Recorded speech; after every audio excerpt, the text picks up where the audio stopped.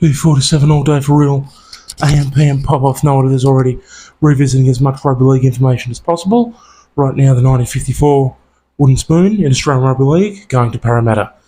As per always, watching this video all the way through to the end so you don't miss any imperative rugby league information.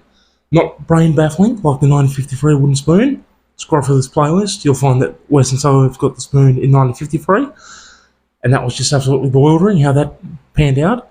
So this time in 1954, not straightforward, not completely straightforward, but not mind-bending either, like 1953. Like, complex, but not too much to deal with, so to speak. So, 1954, we saw a toe-to-toe battle between Parramatta and Eastern Suburbs for the wooden spoon.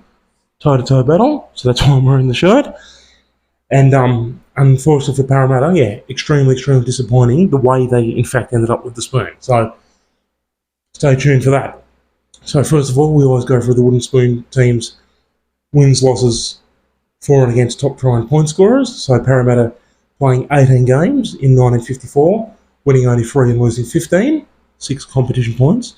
And I don't normally mention the second last place teams, but I do need to on this occasion. Eastern Suburbs, 3 wins, 14 losses, but 1 draw for 7 competition points in 1954.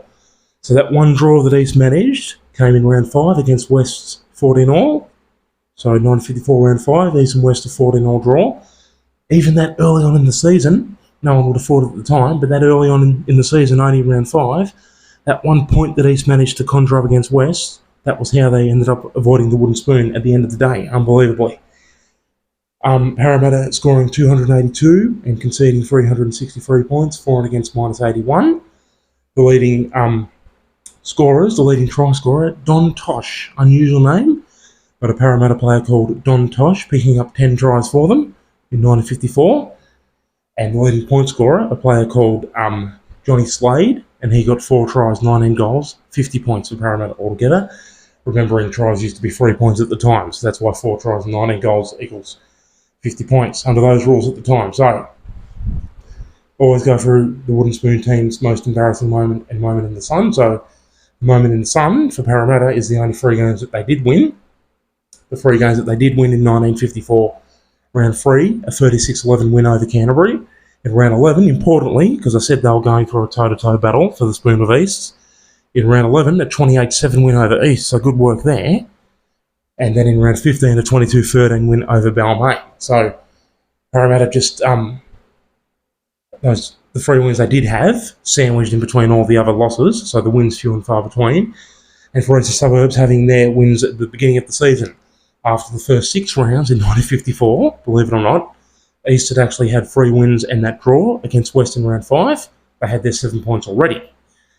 And East actually lost the last 12 consecutive games, but somehow Parramatta couldn't get ahead of the team.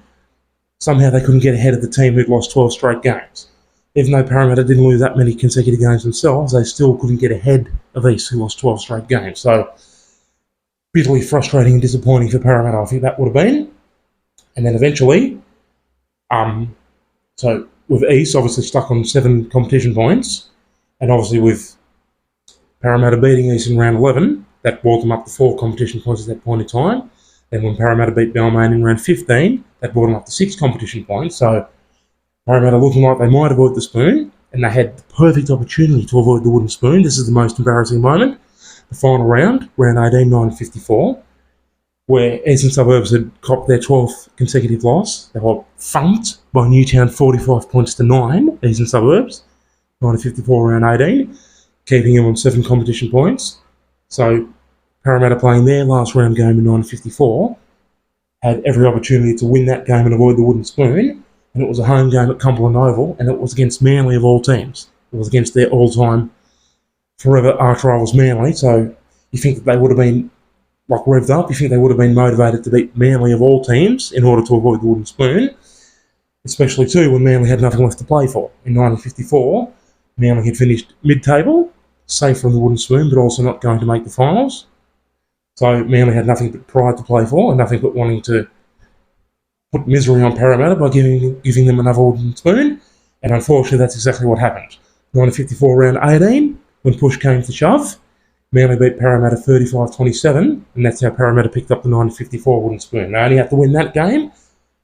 They only had to win that game right there, and they would have avoided the spoon, and you think they would have been able to, given the fact it was against arch rivals Manly, and it was to avoid the wooden spoon, but unable to do so. Manly 35, Parramatta 27, 1954 round 18. So that one, a fair bit of explaining, but nowhere near like out of this world from a whole other galaxy like the 1953 Western Suburbs wooden spoon was. So there you go. If you're still watching all the way through to the end, thank you so much for ongoing, continued pulverising support. And the next wooden spoon, Western Suburbs again in 1955. Parramatta and West were always getting the spoon at this point, one of the two of them. Thank you so much for watching. DL47.